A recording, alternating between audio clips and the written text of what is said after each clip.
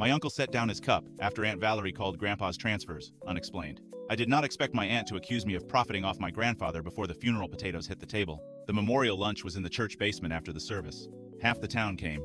My mother was wrung out. My uncle Rob was doing his public stoic act. My Aunt Valerie was moving through the room like she had just been cast as executor. Grandpa named Valerie personal representative because she lived closest during his last year. That fact became her personality in about 9 days. She kept saying, "There are legal steps now, and some of us have to be adults," usually while looking at me. I handled one thing before he died: his phone and online accounts. Grandpa hated computers, so when his eyesight got worse, I paid his utility bills from his checking account and printed confirmations for him to sign off on.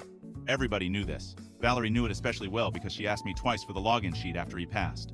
At the lunch, my cousin was carrying in trays. Kids were sliding on the tile in church shoes, and I had just sat down with a paper plate when Valerie tapped a spoon against a cup and said she needed to address something before rumors started. That sentence made my stomach drop. She said there were unexplained withdrawals from Grandpa's checking account in the final month and that she did not want family money walked off through convenience and confusion. Then she looked at me. My mother flinched. Rob asked what withdrawals. Valerie said several online payments and one transfer had been made after Grandpa was too medicated to track details. Then she added that some people had unusual access, and maybe this was why I had been so eager to help with technology. I said the payments were his electric bill, water bill, and oxygen service. The transfer moved money from checking to savings because his balance notice came up. Grandpa told me to do it while he was sitting in his recliner. Valerie said that was convenient to say now.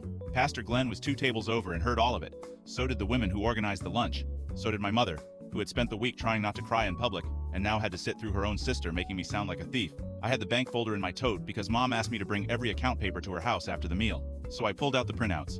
The packet had Grandpa's bill confirmations, the transfer receipt, and the power of attorney acknowledgement the bank stamped in March after he added me as an authorized helper, not an owner. I handed the pages to Rob first because Valerie had already decided Mom was too emotional and I was too suspicious. Rob read them slowly. The transfer line showed money moving from checking to Grandpa's own savings account. Same name, same bank, same customer number. The bill payments matched the due notices clipped behind them. The authorization page had Grandpa's signature and the bank officer's stamp. Valerie said that still did not explain why the hospice donation page showed my email. I said because I filled it out for Grandpa when he wanted to donate in Grandma's name 3 weeks before he died. That receipt was also in the folder.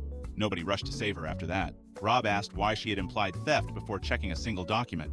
My mother found her voice and said Valerie had been asking me for the login sheet all week, while also hinting I had done something wrong. Pastor Glenn came over and said maybe this discussion should have waited for the estate meeting. Valerie said she was only protecting the family. That was the part that failed. Protecting the family would have involved asking a question. She wanted a public stain she could not quite say outright. At dessert, Rob had the folder. My mother had the estate papers.